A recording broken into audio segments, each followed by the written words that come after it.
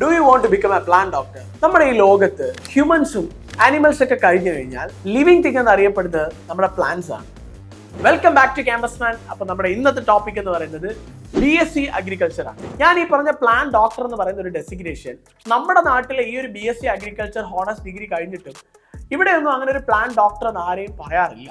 പക്ഷേ ഫോറിൻ കൺട്രീസിൽ പലയിടത്തും ഈ ഒരു BSc ഹോണേഴ്സ് ഡിഗ്രി ചെയ്യുന്ന ആൾക്കാരെ കൂടുതലും പ്ലാന്റ് ഡോക്ടേഴ്സ് എന്നാണ് പറയുന്നത്. ഈ ഒരു കോഴ്സ് ആർക്കൊക്കെ പഠിക്കാം? നിങ്ങൾ കൂടുതലും സോയിൽ സയൻസിനെ കുറിച്ചും പ്ലാന്റ് ബ്രീഡിങ്ങിനെ കുറിച്ചും അതുപോലെ അനിമൽ ഹസ്ബൻഡറിനെ കുറിച്ചും അഗ്രി ബിസിനസിനെ കുറിച്ച് കൂടുതൽ ഇൻട്രസ്റ്റഡ് ആയിട്ടുള്ള ആൾക്കാരാണെങ്കിൽ മാത്രമേ ഈ ഒരു BSc അഗ്രികൾച്ചർ കോഴ്സ് നിങ്ങൾ ചൂസ് ചെയ്യാവൂ. ഈ ഒരു BSc അഗ്രികൾച്ചർ എന്ന് പറയുന്ന കോഴ്സിനകത്ത് നിങ്ങൾ മേജർ ആയിട്ട് പഠിക്കുന്ന സബ്ജക്റ്റുകൾ എന്ന് പറയുന്നത് ഒന്ന് അഗ്രോണമിയാണ്. ഈ ഒരു അഗ്രോണമി എന്ന് പറയുന്ന സബ്ജക്റ്റിനകത്ത് ക്രോപ്സുകളെ കുറിച്ചും ഈ ക്രോപ്പുകളെല്ലാം എങ്ങനത്തെ തരം സോയിലുകളിലായിരിക്കും വളരുക എന്നായിരിക്കും നിങ്ങൾ പഠിക്കുന്നത്. രണ്ടാമത്തെ പറയുന്നത് സോയിൽ സയൻസ് ആണ്. സോയിൽ സയൻസ് എന്ന് പറയുമ്പോൾ മണ്ണ് എന്താണ്, മണ്ണിന്റെ pH വാല്യൂ എന്താണ്, മണ്ണിന്റെ പ്രോപ്പർട്ടികളെ കുറിച്ചും അതിന്റെ മാനേജ്മെന്റ് റിലേറ്റഡ് ആയിട്ടുള്ള കാര്യങ്ങളായിരിക്കും നിങ്ങൾ കൂടുതലും സോയിൽ സയൻസിനകത്ത് പഠിക്കുക. മൂന്നാമത്തെ പറയുന്നത് പ്ലാന്റ് പാത്തോളജി ആണ്. ഞാൻ നേരത്തെ പറഞ്ഞ പ്ലാന്റ് ഡോക്ടർ, എന്തുകൊണ്ടാണ് BSc അഗ്രി കഴിയുന്നവരെ പ്ലാന്റ് ഡോക്ടർ എന്ന് ഞാൻ വിശേഷിപ്പിച്ചത് ഇപ്പൊ മനസ്സിലായോ? Plant pathology. ഈ പ്ലാന്റ്സ് ലിവിങ് തിങ് അല്ലേ? അപ്പൊ ഈ ഗ്രോ ചെയ്യുന്ന പ്ലാന്റ്സിനും നമുക്ക് അസുഖങ്ങൾ ഉണ്ടാവുന്നത് പോലെ തന്നെ ഒരുപാട് ഡിസീസ് ഈ പ്ലാന്റ്സിന് ഉണ്ടാവാനുള്ള സാധ്യതകളുണ്ട്. അപ്പൊ അതിനെക്കുറിച്ച് പഠിക്കുകയും അതിനെ ട്രീറ്റ് ചെയ്യുന്നതിനെ കുറിച്ച് പഠിക്കുന്ന സബ്ജക്റ്റ് ആണ് ഈ പ്ലാന്റ് പാത്തോളജി എന്ന് പറയുന്നത്. നാലാമത്തെ സബ്ജക്ട് എന്ന് പറയുന്നത് എൻഡോമോളജി. ഈ എൻഡോമോളജി എന്ന് പറയുന്നത് ഇൻസെക്ട്സുകളെ കുറിച്ച് പഠിക്കുന്ന ഒരു സബ്ജക്റ്റ് ആണ്. അതായത് ഈ ഇൻസെക്റ്റുകൾ നമ്മുടെ ക്രോപ്സിന് എങ്ങനെ ഗുണം ചെയ്യുമെന്നും എങ്ങനെ ദോഷം ചെയ്യുമെന്നുള്ള കാര്യങ്ങളാണ് ഈ ഒരു സബ്ജക്റ്റിനകത്ത് നമ്മൾ പഠിക്കുക. അഞ്ചാമത്തെ എന്ന് പറയുന്നത് അഗ്രികൾച്ചറൽ എക്കണോമിക്സ് ആണ്. നമ്മൾ ഇത്രയും നേരം കണ്ട സബ്ജക്റ്റിൽ നിന്ന് കുറച്ച് ഡിഫറെന്റ് ആണ് ഈ അഗ്രികൾച്ചറൽ എക്കണോമിക്സ് എന്ന് പറയുന്നത്. കാരണം ഇത്രയും നേരം നമ്മൾ പറഞ്ഞ സബ്ജക്റ്റുകളെല്ലാം കുറച്ച് സയന്റിഫിക് റിലേറ്റഡ് സബ്ജക്റ്റുകളാണ്. ഈ ഒരു അഗ്രികൾച്ചറൽ എക്കണോമിക്സ് എന്ന് പറയുന്നത് ഒരു മാനേജ്മെന്റ് റിലേറ്റഡ് പേപ്പർ ആണ്. സോ അതിനകത്ത് നമ്മൾ അഗ്രികൾച്ചറൽ എക്കണോമിക്സുകളെ കുറിച്ചുള്ള കാര്യങ്ങളും അഗ്രി ബിസിനസിനെ കുറിച്ചുള്ള കാര്യങ്ങളായിരിക്കും നമ്മൾ കൂടുതൽ ശ്രദ്ധിക്കുന്നതും പഠിക്കുന്നതും. ആറാമത്തെ എന്ന് പറയുന്നത് അനിമൽ ഹസ്ബൻഡറി ആണ്. ഈ അനിമൽ ഹസ്ബൻഡറിയും നമ്മുടെ ഈ അഗ്രികൾച്ചറിന്റെ ഒരു ഭാഗം തന്നെയാണ്. അതായത് ഈ ഡൊമസ്റ്റിക് അനിമൽസിനെ നമ്മൾ വളർത്തുക, അതിനെ കെയർ ചെയ്യുക, ബ്രീഡ് ചെയ്യുക, ലൈക്ക് നമ്മുടെ കാറ്റിൽ farming, got farming, sheep farming, ഈ പറയുന്ന എല്ലാ കാര്യങ്ങളും ഈ ഒരു അഗ്രികൾച്ചർ ഡിപ്പാർട്ട്മെന്റിന്റെ അണ്ടറിൽ തന്നെ വരുന്നതാണ്.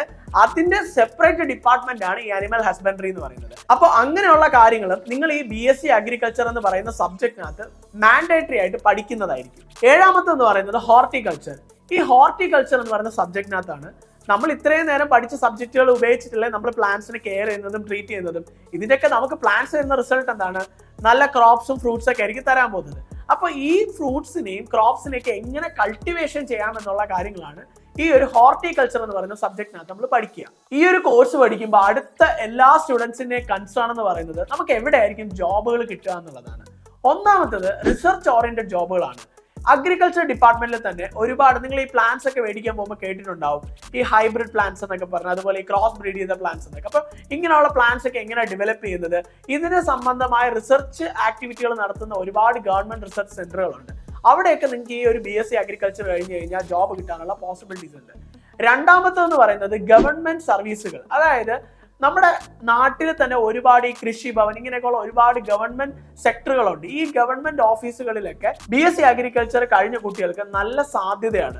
സോ നിങ്ങൾക്ക് ഡയറക്റ്റ് തന്നെ ഗസറ്റ് പോസ്റ്റിംഗ് വരെ പോകാനുള്ള ജോബ് വേക്കൻസീസ് ഈ ഒരു ഗവൺമെന്റ് സെക്ടറിൽ തന്നെ അവൈലബിൾ ആണ്. അടുത്തതെന്ന് പറയുന്നത് പ്രൈവറ്റ് സെക്ടറുകളാണ്. ഈ പറഞ്ഞ റിസർച്ച് ആക്ടിവിറ്റികളൊക്കെ ചെയ്യുന്ന ഒരുപാട് പ്രൈവറ്റ് റിസർച്ച് സെന്ററുകളും ഉണ്ട്, ഗവൺമെന്റിൽ മാത്രമല്ല. അതുപോലെ തന്നെ അഗ്രികൾച്ചർ പ്രോഡക്റ്റ് ഡെവലപ്പ് ചെയ്യുന്ന ഒരുപാട് ഇൻഡസ്ട്രീസും ഉണ്ട്. സോ അവിടെയൊക്കെ BSc അഗ്രികൾച്ചർ കഴിഞ്ഞ് നിങ്ങൾക്ക് ജോബിന് കയറാനുള്ള ഓപ്ഷൻസ് ഉണ്ട്. നാലാമത്തെന്ന് പറയുന്നത് ടീച്ചിങ് ആണ്. നിങ്ങൾ BScയും കഴിഞ്ഞ് MSc ഒക്കെ കഴിഞ്ഞ് പിന്നെ നെറ്റും സെറ്റും PhD വരെയൊക്കെ ചെയ്യാൻ ആഗ്രഹമുള്ളവരാണെങ്കിൽ നിങ്ങൾക്ക് ഒരു പ്രൊഫസർ ലെവലിലോട്ട് പോകാനുള്ള ഓപ്ഷൻസും ഉണ്ട്. സോ അങ്ങനെ നിങ്ങൾക്ക് അഗ്രികൾച്ചർ പഠിച്ചതിന് ശേഷം ജോബിന്റെ മേഖലയിലോട്ട് പോകാൻ കഴിയും.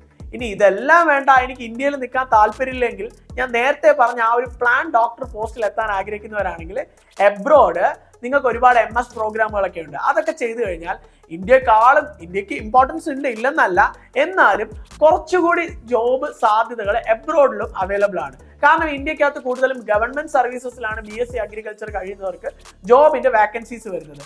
എബ്രോഡ് അങ്ങനെയല്ല, കുറച്ചുകൂടി പ്രൈവറ്റ് സെക്ടറുകളും അതുപോലെ തന്നെ ഓപ്പൺഡ് ആണ്. ഇനി നിങ്ങൾ ഇത്രയൊക്കെ കേട്ട് കഴിഞ്ഞിട്ടും അതിനകത്തൊരു നല്ല രീതിയിലൊരു കരിയർ കണ്ടെത്തണം, നിങ്ങൾക്ക് കറക്റ്റ് ആയിട്ട് നിങ്ങളെ ട്രാക്ക് ഫൈൻഡ് ചെയ്യണമെന്നുണ്ടെങ്കിൽ നിങ്ങൾ ഫസ്റ്റ് ഇയർ പഠിക്കുന്ന കാലം മുതലേ തന്നെ ഈ അഗ്രികൾച്ചർ റിലേറ്റഡ് ആയിട്ട് ഒരുപാട് റിസർച്ച് ആക്ടിവിറ്റികളും പേപ്പർ പ്രസന്റേഷൻസും സെമിനാറുകളൊക്കെ ഒരുപാട് നടക്കാറുണ്ട്.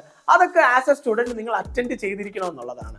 സോ അങ്ങനെയാണ് നിങ്ങൾക്ക് നെറ്റ്വർക്ക്സും കാര്യങ്ങളൊക്കെ ഡെവലപ്പ് ചെയ്യാൻ കഴിയുന്നതും ഒരുപാട് സാധ്യതകളെ കുറിച്ച് മനസ്സിലാക്കാൻ കഴിയുന്നതും. ചൈന, സ്പെയിൻ, ഓസ്ട്രേലിയ ഇങ്ങനെയുള്ള കൺട്രീസിലൊക്കെ നിരവധി വേക്കൻസീസ് ആണ് ഈ പറയുന്ന അഗ്രികൾച്ചർ എന്ന് പറയുന്ന കോഴ്സിനുള്ളത്. ഞാൻ ഈ പറഞ്ഞ സെമിനാറുകൾ അതുപോലെ തന്നെ ഈ പേപ്പർ പ്രസന്റേഷൻസ് ഒന്നും നിങ്ങൾ പഠിക്കുന്ന സമയത്ത് മിസ് ചെയ്യരുത്. ഇങ്ങനെയുള്ള ആക്ടിവിറ്റികൾ നിങ്ങൾ മസ്റ്റ് ആയിട്ട് ചെയ്തിരിക്കണം. എന്നാൽ മാത്രമേ നിങ്ങൾക്ക് ഒരു പ്രോപ്പർ കരിയർ അതിനകത്ത് ഫൈൻഡ് ചെയ്യാൻ കഴിയത്തുള്ളൂ. ഇനി നിങ്ങൾ ഈ ഒരു BSc അഗ്രികൾച്ചർ എന്ന് പറയുന്ന കോഴ്സ് തിരഞ്ഞെടുക്കുകയാണെങ്കിൽ പഠിക്കാൻ ഉദ്ദേശിക്കുന്ന കോളേജിനെ കുറിച്ച് കൺസിഡർ ചെയ്യേണ്ട കുറച്ച് കാര്യങ്ങളുണ്ട്. ഒന്നാമത്തെന്ന് പറയുന്നത് നിങ്ങൾ പഠിക്കുന്ന യൂണിവേഴ്സിറ്റി ഗവൺമെന്റിന്റെ UGC റിക്കഗ്നൈസ്ഡ് ആയിട്ടുള്ള ഒരു യൂണിവേഴ്സിറ്റിയിൽ തന്നെ ആയിരിക്കണം നിങ്ങൾ ഈ കോഴ്സ് കംപ്ലീറ്റ് ചെയ്യേണ്ടത്. രണ്ടാമത്തെന്ന് പറയുന്നത് ഐക്കർ അക്രഡേഷൻ. നിങ്ങൾ തിരഞ്ഞെടുക്കുന്ന കോളേജിന് മാൻഡേറ്ററി ആയിട്ട് ഐക്കർ അക്രഡേറ്റഡ് ചെയ്തിരിക്കണം. നിങ്ങൾ എടുക്കുന്ന കോളേജിന് അഫിലിയേറ്റ് ചെയ്യുന്ന യൂണിവേഴ്സിറ്റിക്ക് അക്രഡേഷൻ ഉണ്ടായിട്ട് കാര്യമില്ല. നിങ്ങൾ പഠിക്കുന്ന ക്യാമ്പസിനെ ഐക്കർ അക്രഡേറ്റ് ചെയ്തിരിക്കണം.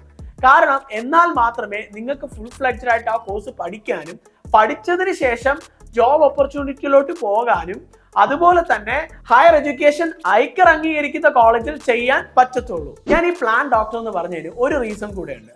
നമ്മൾ ഈ ഡോക്ടേഴ്സ് ഒക്കെ പഠിക്കുന്നത് കൂടുതലും ഹോസ്പിറ്റലിൽ നിന്നായിരിക്കും അല്ലേ. അവർക്ക് മെഡിക്കൽ കോളേജും പ്രാക്ടിക്കൽ എക്സ്പോഷറോട് കൂടി തന്നെ ആയിരിക്കും അവർ MBBS പഠിച്ച് പുറത്തു വരുന്നത്.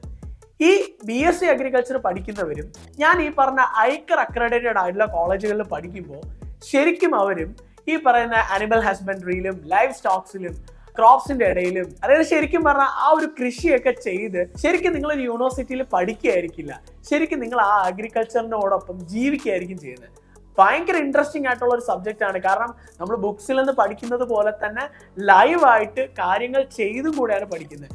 പല അഗ്രികൾച്ചർ കോളേജിനും nearly 200+ acres of agriculture land ഉണ്ടാവും ക്രോപ്സുകൾ ചെയ്യാനും ക്രോപ്പ് റൊട്ടേഷൻസ് ചെയ്യാനും. സോ അങ്ങനെയുള്ള ഒരു എക്സ്പോഷറിലാണ് ഈ ഒരു കോഴ്സ് നിങ്ങൾ പഠിക്കുന്നത്. അതുകൊണ്ട് ശരിക്കും ഈ ഒരു അഗ്രികൾച്ചർ എന്ന് പറയുന്ന കോഴ്സ് വളരെയധികം ഇൻട്രസ്റ്റിംഗും ആയിരിക്കും. പിന്നെ വേറൊരു കാര്യം, ഇതിനകത്ത് ഇത്രയും സാധ്യത ഉണ്ടെന്ന് കണ്ട് ആരും എടുത്തു ചാടിയൊന്നും ഈ കോഴ്സ് എടുത്തു കളയരുത്. നിങ്ങൾ റിയലി ബയോളജിയും ഈ സയന്റിഫിക് ആയിട്ടുള്ള കാര്യങ്ങളും ഫിസിക്സും കെമിസ്ട്രിയും ഒക്കെ ഇഷ്ടമുള്ള ആൾക്കാരാണെങ്കിൽ മാത്രമേ ഈ ഒരു കോഴ്സ് ദയവ് ചെയ്ത് ചൂസ് ചെയ്യാവൂ. അല്ലാതെ സാധ്യതയുണ്ട്, ഗവൺമെന്റിൽ പെട്ടെന്ന് ജോലി കിട്ടും എന്നുള്ള കൺസെപ്റ്റിലൊന്നും നിങ്ങൾ ഈ ഒരു കോഴ്സ് ചൂസ് ചെയ്യരുതെന്നേ ഞാൻ പറയത്തുള്ളൂ. നിങ്ങൾ റിയലി പാഷനേറ്റ് ആണ്, നിങ്ങൾ റിയലി ആ ഒരു ഇൻഡസ്ട്രിയിൽ വർക്ക് ചെയ്യാൻ ഇൻട്രസ്റ്റഡ് ആണ്, ഞാൻ ഈ പറഞ്ഞ പോലത്തെ കുറച്ച് സ്ട്രഗിളൊക്കെ ഉണ്ടാവും. കാരണം എപ്പോഴും നിങ്ങൾ ക്ലാസ് റൂമിൽ ഇരുന്ന് മാത്രമായിരിക്കില്ല അഗ്രികൾച്ചർ കോഴ്സ് പഠിക്കുക. ചിലപ്പോൾ നിങ്ങൾ ഫീൽഡിൽ പാഡി ഫീൽഡിലൊക്കെ നിൽക്കേണ്ടി വരും. അവിടുത്തെ ക്രോപ്സുമായിട്ട് നിങ്ങൾ ഒരുപാട് മിങ്കിൾ ചെയ്യേണ്ടി വരും, പ്ലാന്റ്സുമായിട്ട് മിങ്കിൾ ചെയ്യേണ്ടി വരും. അപ്പോൾ അങ്ങനെയൊക്കെ പഠിക്കാൻ ഇൻട്രസ്റ്റ് ഉണ്ടെങ്കിൽ മാത്രമേ ദയവ് ഈ കോഴ്സ് ചൂസ് ചെയ്യാവൂ. ഇൻട്രസ്റ്റഡ് ആയിട്ട് ചൂസ് ചെയ്യുന്ന ആൾക്കാർക്ക് നല്ല ഫ്യൂച്ചർ ഉള്ള ഒരു പ്രോഗ്രാമാണ്. ഇനി ഒരു കാര്യം എന്ന് പറയുന്നത്, ഈ കോഴ്സ് കേരളത്തിൽ വളരെ കുറവാണ്. കാരണം 1-2 ക്യാമ്പസുകൾ മാത്രമേ ഈ ഒരു BSc അഗ്രികൾച്ചർ ഒക്കെ പഠിപ്പിക്കുന്നുള്ളൂ. സോ കേരളത്തിൽ ചാൻസ് കിട്ടാത്തവർക്ക് കേരളത്തിന് പുറത്ത് ഈ നമ്മുടെ ഈ ആന്ധ്ര അതുപോലെ തമിഴ്നാട് കർണാടക സൈഡിലൊക്കെ ഒരുപാട് കോളേജസിൽ BSc അഗ്രികൾച്ചർ ഐക്കറിന്റെ അംഗീകാരത്തോടു കൂടി തന്നെ പഠിപ്പിക്കുന്നുണ്ട്. സോ നിങ്ങൾക്ക് അങ്ങനെ ഓപ്ഷൻസ് ഉണ്ട്. ഇത്രയൊന്നും അല്ല, BSc അഗ്രികൾച്ചർ എന്ന് പറയുന്ന കോഴ്സിനെ കുറിച്ച് നമ്മൾ പറയാൻ തുടങ്ങി കഴിഞ്ഞാൽ ഇവിടെ ഒന്നും തന്നെ തീരത്തില്ല. ഇനി നിങ്ങൾക്ക് കൂടുതൽ ഡീറ്റെയിൽസ് എന്തെങ്കിലും അറിയണമെന്നുണ്ടെങ്കിൽ ഞങ്ങളുടെ കോൺടാക്ട് നമ്പറും ഡീറ്റെയിൽസ് എല്ലാം താഴെ ഡിസ്ക്രിപ്ഷനിൽ കൊടുത്തിട്ടുണ്ട്. നിങ്ങൾക്ക് എപ്പോൾ വേണോ കോൺടാക്ട് ചെയ്യാം. സോ ഇതുപോലുള്ള ഇൻട്രസ്റ്റിംഗ് വീഡിയോസ് ഇനിയും നിങ്ങൾക്ക് കാണണം എന്നുണ്ടെങ്കിൽ ക്യാമ്പസ് മാൻ ഇപ്പൊ തന്നെ സബ്സ്ക്രൈബ് ചെയ്യുക. അടുത്തൊരു വീഡിയോയിൽ കാണുന്നത് വരെ this is campus man signing off.